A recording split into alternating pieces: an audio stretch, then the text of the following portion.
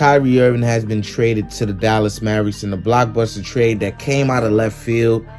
Expectations were for him to be traded to the Los Angeles Lakers, a preferred destination, but I guess for whatever reason the Brooklyn Nets thought that what the Mavericks offered, which is Spencer Dinwiddie, Dorian Finney-Smith, 1 first-rounder, and multiple second-rounders.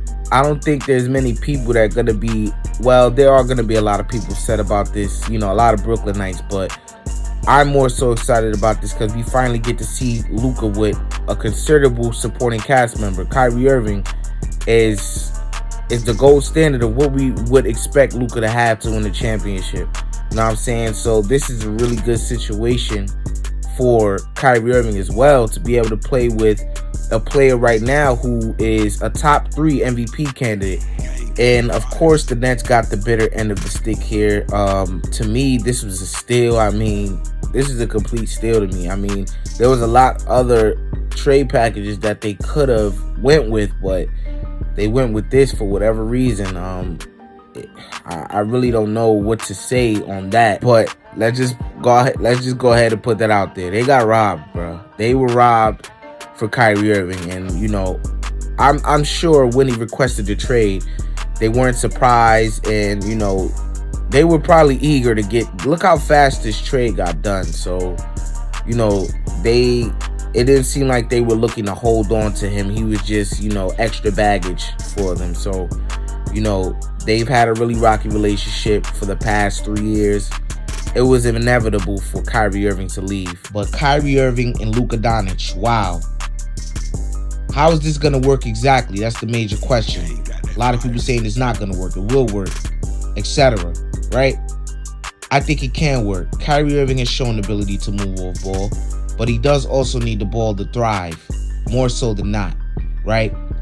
He's shown us the ability to move off ball, but can Luka Doncic show us the ability to share the rock a little bit more than he's had to do in recent memory, right? The last time we seen Luka with a considerable co-star, it was Kristaps Porzingis, and we know how that turned out. Kristaps wasn't happy with how Luka Doncic was treating their partnership, so he wanted out. There hasn't been any indication that this will be long-term for now, so we don't really know how long Kyrie's expecting to stay. We really don't know how this will work out with Luka.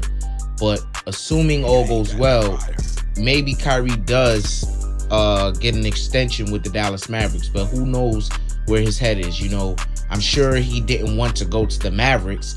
His preferred destination was the Lakers, but he's here now, and we shall see. And as I speak right now, Bleacher Report states that the Dallas Mavericks aren't finished exploring trade options to further reshape the roster around Kyrie Irving and Luka. Other than Spencer Dinwiddie, the Dallas Mavericks didn't really give up much from their roster, so they shouldn't be finished. In order for this to really thrive, they're going to need some backcourt defense. This is a backcourt whereby Kyrie Irving and Luka Doncic are not really known to be really good defenders, so they're going to struggle in that aspect. Now, I got to talk about this. The person that really got the bad end of the stick here is Kevin Durant. Him and Kyrie, they were really doing well this season together. KD got injured. He's expected to be back pretty soon. And now he gets this news, and now Kyrie Irving is on a totally different team. And Kyrie Irving has a better chance of making it far in the West with Luka Doncic than he does with Kevin Durant in the East. It's pretty much really competitive in the West from my perspective, but in the East, it's going to be hard for Kyrie Irving and Kevin Durant to beat teams like Boston, the Bucks, the Sixers, and Cleveland. Now, circling back, Kevin Durant now has no chance of making it out of the East with the current roster that he is working with. So I really don't know what he is planning to do, but he did request a trade before this season started. So if I'm him, I try to request a trade again because I'm older and the chances of me winning a championship with this current roster is very, very slim. He needs to pull the trigger on that immediately. And the Nets weren't able to find anything of equal value for Kevin Durant, but let's be real. There's a lot of things that they could have got that would have been suitable for them trading Kevin Durant. ultimately, it's time for the Brooklyn Nets to start worrying about their future. They need to just break it all up altogether. Get some young players, get some picks, and start worrying about your long-term future. There are a lot of teams that need to break it all up, but they're too scared to do it. The past 3 years for the Brooklyn Nets has not gone how a lot of people expected. It's been a roller coaster ride.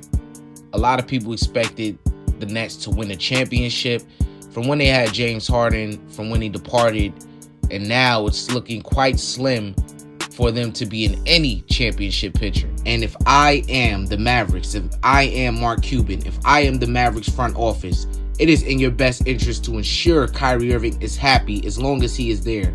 So their chances of him wanting to stay there is higher, and the chances of Luka still having Kyrie is higher, because him and Kyrie is a dangerous duo. This is as best as it's gonna get for Luka Doncic having a co-star, so the Mavericks better ensure that Kyrie Irving remains happy, because there are not many stars who are eager to go play with Luka Doncic. And that's pretty much all I have to say on that. It has been really shocking to say the least. But if you guys like this video, please like this video and subscribe to Game of Takes. Me and my co-host Eddie are doing everything in our power to ensure we give you the best product and keep you coming back for more. But like I said before, please subscribe to Game of Takes and also follow us on TikTok, Twitch, Instagram, and Facebook.